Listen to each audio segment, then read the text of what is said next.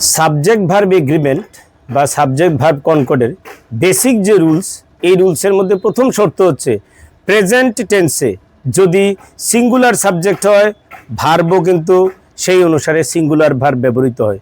যদি plural subject হয় তাহলে ভার্বটাও কিন্তু প্লুরাল ভার্ব ব্যবহৃত হবে। সিঙ্গুলার সাবজেক্ট বলতে একজন, মানুষের ক্ষেত্রে হলে একজন, ব্যক্তি হলে একটা, এমনকি স্থানও যদি হয় তাহলে একটা স্থান, হ্যাঁ, এরকম ব্যক্তি, বস্তু বা স্থান যাই হোক না কেন, এক যদি বোঝানো হয় তাহলে হবে সেক্ষেত্রে সিঙ্গুলার সাবজেক্ট, অটোমেটিক্যালি আপনার ভার্বটাও হবে সিঙ্গুলার ভার্ব। একই রকমভাবে একের অধিক মানে মোর দেন ওয়ান যদি সাবজেক্ট হয়, যদি দুজন মানুষ বা দুইটা জিনিস বা দুইটা স্থানকে বোঝানো হয় বা দুজন মানুষকেই বোঝানো হলো, অ্যান্ড দিয়ে বোঝানো হলো বা কোনো সিঙ্গুলার সাবজেক্টের সঙ্গে এস দিয়ে প্লুরাল করা হলো, তখন কিন্তু ভার্বটা প্লুরাল হবে। যেমন এক্সাম্পল হিসেবে যদি দেখাই, যেমন দ্য স্টুডেন্ট একজন আমি যদি লিখি তাহলে সেক্ষেত্রে হবে স্টুডেন্ট যেহেতু সিঙ্গুলার প্রেজেন্ট টেন্সে আছে তাহলে হবে রাইটস, WRITES, মানে দ্য স্টুডেন্ট রাইটস।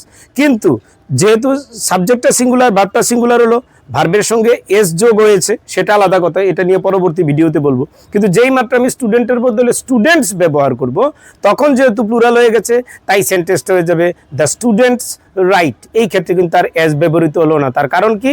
তার কারণ হচ্ছে আমি যেই মাত্র ব্যবহার করে দিলাম সঙ্গে সঙ্গে স্টুডেন্টস, এর সঙ্গে সঙ্গে এটা প্লুরাল হয়ে গেল, ভার্বটা তখন প্লুরালকেই ব্যবহার করতে হয়েছে, স্টুডেন্ট রাইটস না হয়ে তখন স্টুডেন্টস রাইট হয়েছে। একই রকমভাবে যে আরেকটা এক্সাম্পল দিই, যদি মনে করি একটা নাউনকে ইউজ করবো থার্ড পারসন হিসেবে, Sara plays the guitar. Sara plays, Sara একজন, প্রেজেন্ট টেন্সে আছে, প্লের সঙ্গে এস যোগ হয়েছে।